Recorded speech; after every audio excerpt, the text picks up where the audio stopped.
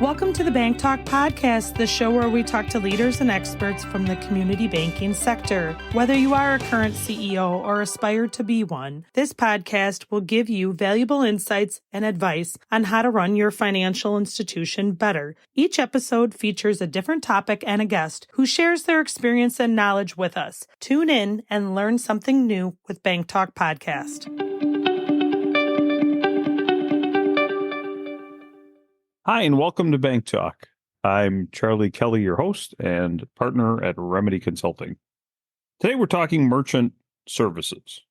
I think of merchant services as a potential non-interest income stream for a financial institution. And this concept sort of sits on the periphery of your card offerings. So if you haven't heard of merchant services before, perhaps this will be a good introduction, and if you have, maybe a good brush up on just what's going on in the industry or in that specific space. So without further ado, let's get to Bank Talk.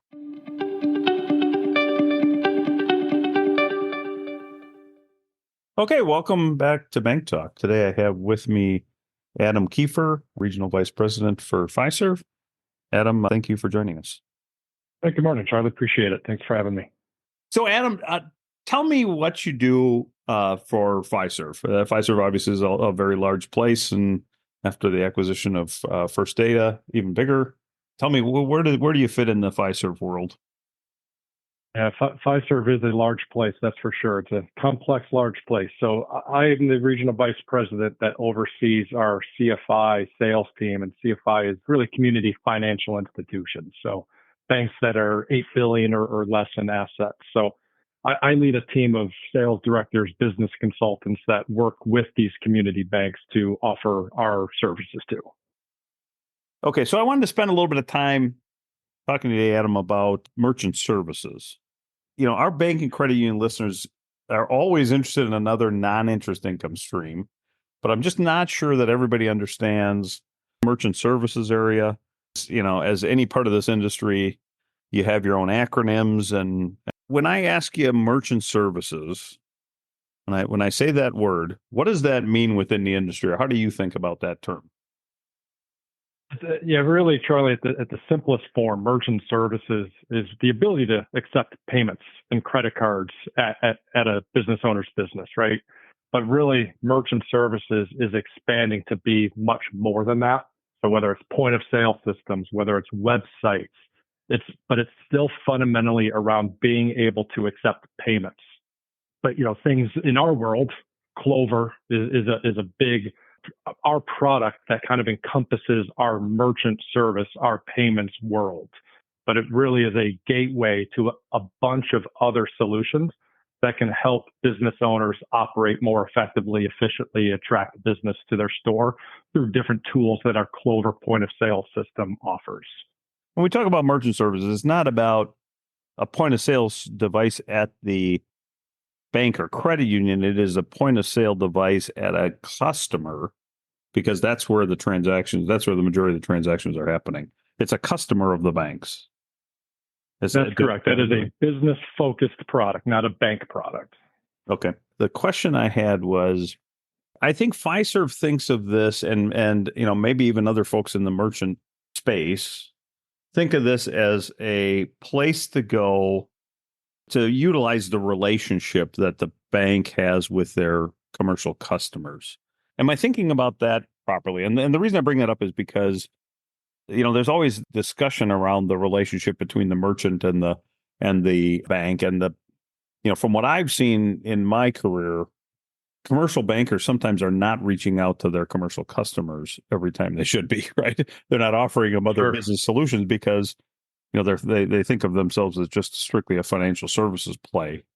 How does this merchant services change that, or give me a feel for how you guys think about that piece of it? Oh, absolutely. I mean, merchant services really is a huge part of how a financial institution can have success with their clients. It really creates a stickiness of a product when you get merchant services through that bank partner, right? And first of all, let me take a step back is, business clients trust their bankers, right? You go to your bank because you see the same face, especially in our world where we're dealing with community banks. They see these business owners consistently. And this is another conversation that they can have to tell their business owner, hey, we have some other solutions that we feel might benefit you as a business. So the business owner ultimately is happy because they have some solutions that they can get to help grow their business or save them time and money. But as a bank, this is a really important product for them because it can create a stickiness where retention is usually about 2.5 times greater when merchant service solutions is part of that business's portfolio. But it also increases deposits, it increases revenue, and all of this significantly for the financial institution. So it's a really important revenue stream for the financial institutions as well as a great solution for the local business. How does it increase deposits? I'm not sure that I completely understand the relationship between the deposits, the increasing of the deposits, and the payment services channel or the merchant services channel. Can you help me understand that a little better? Yeah, and there's actually two different scenarios of how that helps deposits. And the first one is actually kind of the simplest way to think about it is, merchant services is a really good way to win business because it is an easier solution to sign up for. You're not necessarily switching a bunch of different things over. It's just a very simple process. So if I am sourcing business in the area that's banking with a certain financial institution and I'm representing my partnership, my financial institution, or the banker wants to increase their deposits, if we can get our foot in the door with merchant services and they're banking with one of their competitors, usually we can get that deposit to go to that new financial institution, right? We can actually win the entire relationship. So it is a good solution to increase deposits because oftentimes merchant services is going to be the gateway product to get the overall banking relationship away from whoever they're using today. Secondly, is, today a business owner might have many different bank accounts set up. They might have an operating account, they might have a merchant account, and ultimately those could be going into different bank accounts or different financial institutions. So if a financial institution is able to offer merchant services as a part of the overall relationship with that business, we could potentially get all of the accounts versus they could be processing with one of their competitors today and ultimately getting that money going away from the financial institution versus staying in-house. The merchant services account is separate from the operating. And in that, right, those deposits are sitting in the merchant account, rather. I guess you'd call it a merchant account. I'd probably have the terminology wrong. But and today there's nothing to say that that's within your community financial institution.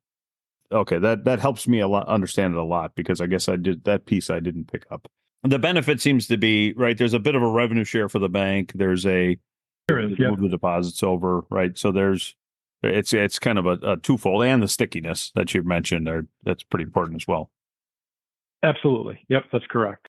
Now, I was at the ICBA, and one of your counterparts showed me some of these Clover devices, right? I don't want this to be an infomercial, but, how are the payment offerings different than, say, they were 5 years ago? Hardware different, software different? Is there, and I know that the services clearly have probably broadened, but, give me a feel for what's going on in this space that's interesting. Yeah, I mean, honestly, it's not even just 5 years ago at this point. It's different from a year ago, 2 years ago. It's evolving very quickly in our world. Hardware is one thing. And, again, not making this an infomercial, but our Clover product, it's really not even so much about the hardware itself. And there are different avenues of hardware, even within a product like Clover, where, maybe it's size, you want something bigger, you want something smaller, you want something on your phone. You don't have a need for a machine. Maybe you just have a need for recurring payments and need something virtual. So there's a lot of different avenues of product that we have or that's out there in the industry. But really where the programs are evolving is around the software within the hardware, right? If you think about kind of keeping things in a really simplistic term, when we think about the phones that we use today, very rarely are we using our phones just for the phone feature. We're using it because we can do our banking on it. We can do our social media on it. We can do our emails on it. It's really more about the software apps and solutions within our phones. But think of that same concept within our point of sale systems. The hardware is one thing, but what if there are ways that we can actually help businesses grow through kind of an app market, right? Whether it's being able to track your inventory, or one of the biggest things that is really important for a lot of our financial institutions is they don't have payroll services at many of our financial institutions. So Clover can actually offer products like payroll, where our business owners are passionate going into business to, to be the chef or to make the purses that they're making. They didn't go to business school. But what if we have tools that can actually give them the ability to operate their business more effectively, so they're not either hiring more employees or paying an accountant, whatever the case might be. It's all able to be processed and done through our software programs that are within our hardware. I hope that makes sense. No, it does. It does. And again, I mean, I think it certainly probably appeals to the small businesses, somebody who's doing a lot of transactions, right? I would imagine, most of the community bankers probably don't get Walmart's account, right? Or not all of it. But yeah, right. Somebody like that might be a completely different school of thought, but I would think that there's a lot of small businesses that just don't understand the complexity of their business, right? Or the way they could make their business more efficient. So that does make a lot of sense. And that's really kind of our job, is to help them, because in the old school days of merchant services, it was much more just, hey, I need the ability to accept credit cards. A lot of business owners don't realize that they have access to solutions. You mentioned Walmart. The same types of solutions Walmart has, we can offer our small business clients within our hardware and our software programs at really either no cost or a significantly, reduced fraction of the cost, right? We're not talking a $1 million program here. We're talking very small costs that can save business owners time, make them money, attract business to their store. And your goal is kind of overall the volume with enough of these and the size of the sales force, everything else, right?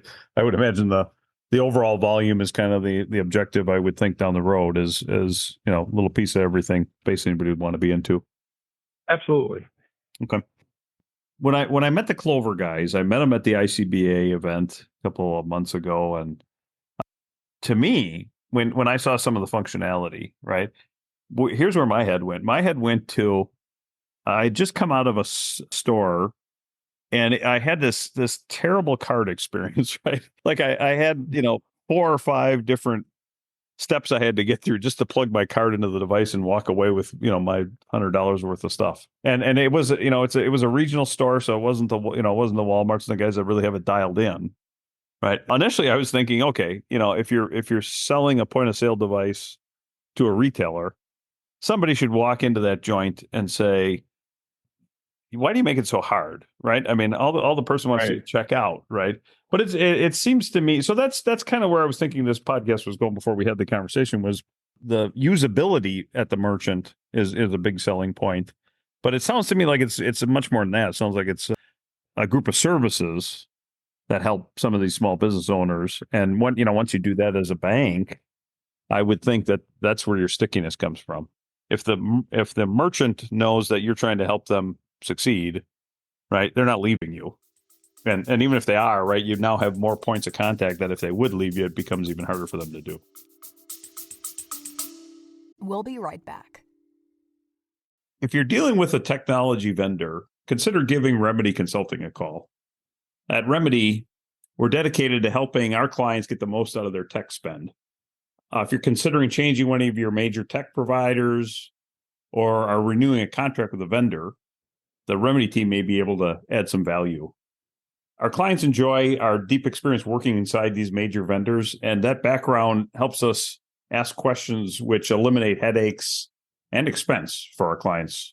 Sometimes that's immediate relief, in the way of your vendor invoices, and sometimes that comes in the form of contract language protection for a strategic move that you may want to make several years later. The group of experts at Remedy have years of experience in core systems, digital, mobile, payments, item capture, commercial banking, pretty much the whole gamut of technology for financial institutions. Remedy approaches the Bank Talk podcast the same way we approach our client engagements.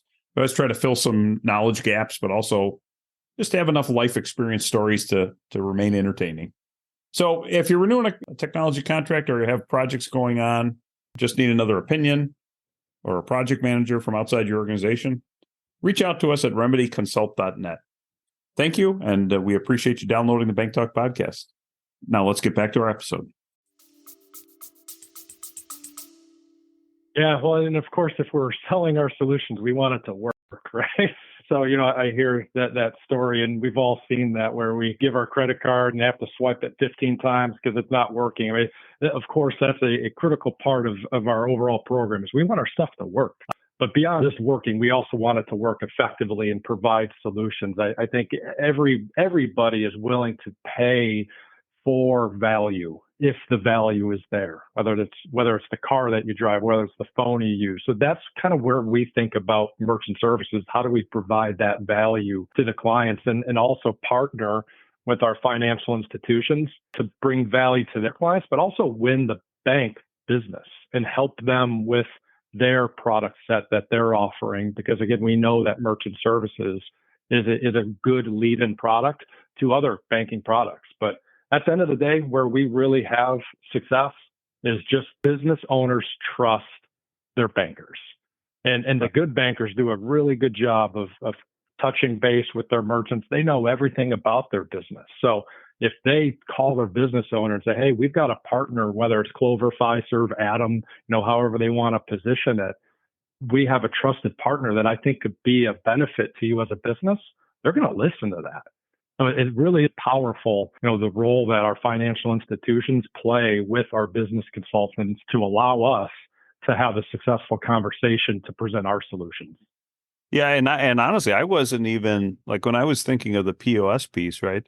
That wasn't even that the functionality needed to be swiped 5 times.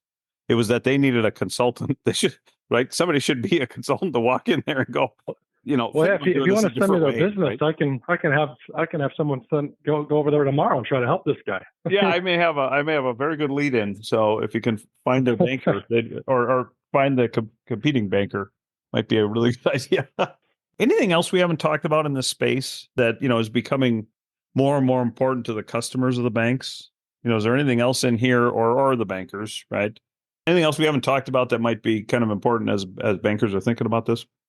No, I think probably it's all part of what we've talked about. Everything that we talked about is great, but really, if a banker doesn't trust their business consultant, you had mentioned a business consultant. At the end of the day, these partnerships or our success is really driven around relationships and trust, right? Because Clover is Clover. Clover doesn't change for, and let me actually rephrase that as, Clover can change in terms of how one business owner might use it versus another, right? Maybe one business owner just wants to use it as a point of sale, basic credit card machine. Someone else might want to use it for all the bells and whistles that are on it. So it can change, but Clover in itself is Clover. But at the end of the day, if you don't have a business consultant that really knows how to position it appropriately, knows how to have really good consultative conversations, or kind of on the financial institution side, is if you don't have bankers that are comfortable having a conversation with their business owner, or they're not comfortable partnering and making joint calls and really being part of that joint conversation between the bank, business consultant, and business, then all of this kind of falls apart. It's really important that we establish good, trusted relationships so we can, positively impact our clients. So again, just to kind of break that down again, is I just think overall communication in a joint partnership between the banks and the merchant service program is just such a critical point to ultimately having success. And I think that's a great perspective, right? Is that there may be folks that have on your team that have heard the bank, heard what's going on within a merchant and have other experience that a banker wouldn't have to give them some guidance and how to, make things better for themselves. Yeah, so that's super important, especially as a small business owner. There's a lot of things you don't know, right? So to have a free consultant come in and at least listen to your problems and offer you some suggestions is never a terrible thing, and that I could certainly see how it might boost the commercial relationship with a bank if you've got that type of resource to offer. And one other thing I guess we haven't talked about that I do think is important is, thinking back to the old school way of just setting up someone with a credit card machine and setting them up with a credit card rate, right? Is in the past, it was all about, hey, let me see your processing statements. Let me save you some money. And it really got to a point where it almost sounded like that used car sales feel. And there was such a distrust between business owners and the consultants, because they've heard this before. Oh, I had a guy that told me we were going to save money and ended up paying more. So that's kind of the backstory of why Clover became a thing. Is how do we offer more? Because if it's just about rates, it's going to be a race to zero, because business owners were switching so many times that their rates were already very aggressive. So how do we win business like that?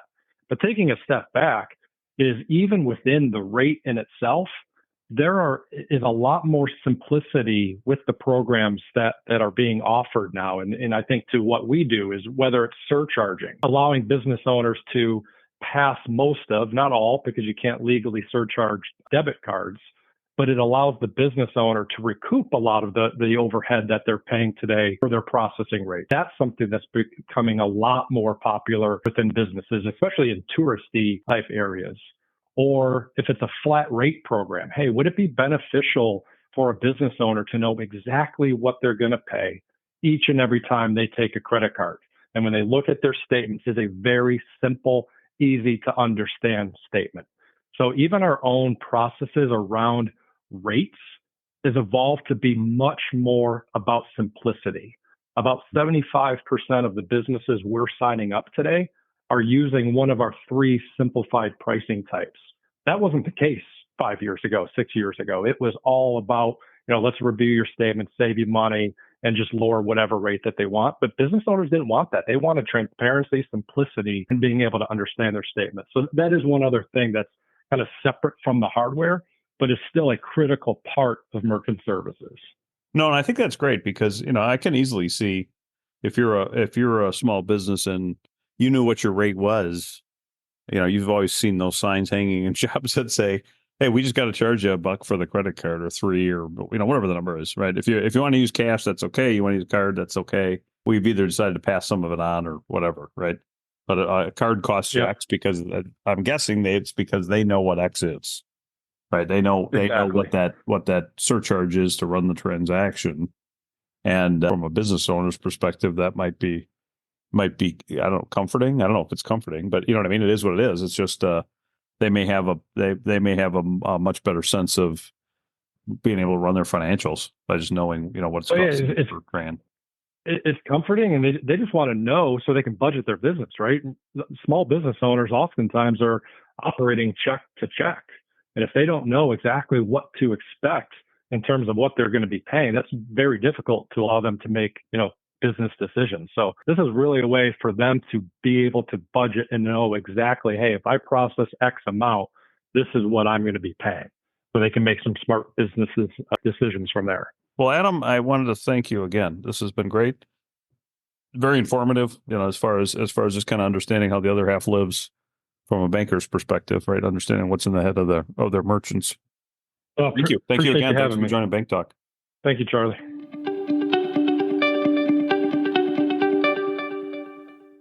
Okay, so that's it for BankTalk. Thank you for listening today. Have a good day and keep on learning. Thank you for listening to the BankTalk podcast, brought to you by Remedy Consulting. To learn more about merchant services with Fiserv, go to fiserv.com. Once again, fiserv.com. Thanks for listening, and we'll see you in the next episode.